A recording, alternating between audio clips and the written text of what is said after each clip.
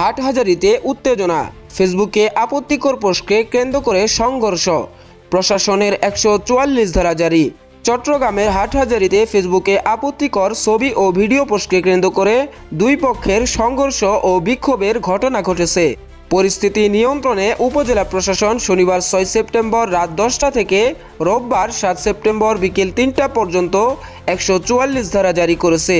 উপজেলা নির্বাহী কর্মকর্তা আব্দুল আল মুমিন স্বাক্ষরিত আদেশে জানানো হয়, মিরের হাট থেকে 11 মাইল সাব স্টেশন পর্যন্ত এবং উপজেলা গেট থেকে কৃষি প্রশিক্ষণ ইনস্টিটিউট পর্যন্ত সড়কের দুই পাশে ও সংলগ্ন এলাকায় এই সময়ের মধ্যে কোনো সভা সমাবেশ, বিক্ষোভ মিছিল, গণজমায়েত, অস্ত্র বহন বা 5 জনের বেশি মানুষ একত্রে অবস্থান সম্পূর্ণ নিষিদ্ধ থাকবে।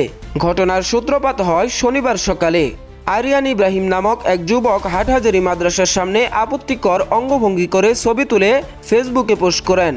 পোস্টটি ছড়িয়ে পড়লে কওমি মহলে ক্ষোভ দেখা দেয়। বিকেলে মাদ্রাসার শিক্ষার্থী ও স্থানীয়রা পৌর এলাকায় বিক্ষোভে নামেন এবং টায়ার জ্বালিয়ে সড়ক অবরোধ করেন। এ সময় একটি বাস ভাঙচুর ও সংঘর্ষে বেশ কয়েকজন আহত হন।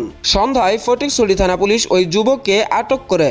আটক হওয়ার পর তিনি ভিডিও বার্তায় দুঃখ প্রকাশ করেন। তবে রাত বাড়ার সঙ্গে সঙ্গে উত্তেজনা ছড়িয়ে পড়ে মাদ্রাসার শিক্ষার্থী ও সুন্নি মতাদর্শীদের মধ্যে। উভয় পক্ষ ইটপাটকেল নিক্ষেপ করে এবং টায়ারে আগুন জ্বালিয়ে অবস্থান নেয়। এতে হাটহাজারী খাগড়াছড়ি সড়ক বন্ধ হয়ে যায়। পুলিশ ও স্থানীয় সূত্র জানায়, সংঘর্ষে অন্তত 30 জন আহত হয়েছেন বলে দাবি করা হয়েছে। অতিরিক্ত জেলা পুলিশ সুপার কাজী তারেক আজিজ জানান, পরিস্থিতি নিয়ন্ত্রণে অতিরিক্ত পুলিশ মোতায়েন করা হয়েছে এবং সেনাবাহিনী মোতায়েনের প্রস্তুতি চলছে। প্রশাসনের পক্ষ থেকে স্থানীয় নেতাদের সঙ্গে আলাপ করে উত্তেজনা প্রশমনের চেষ্টা চলছে। বর্তমানে এলাকায় টান টান উত্তেজনা বিরাজ করছে।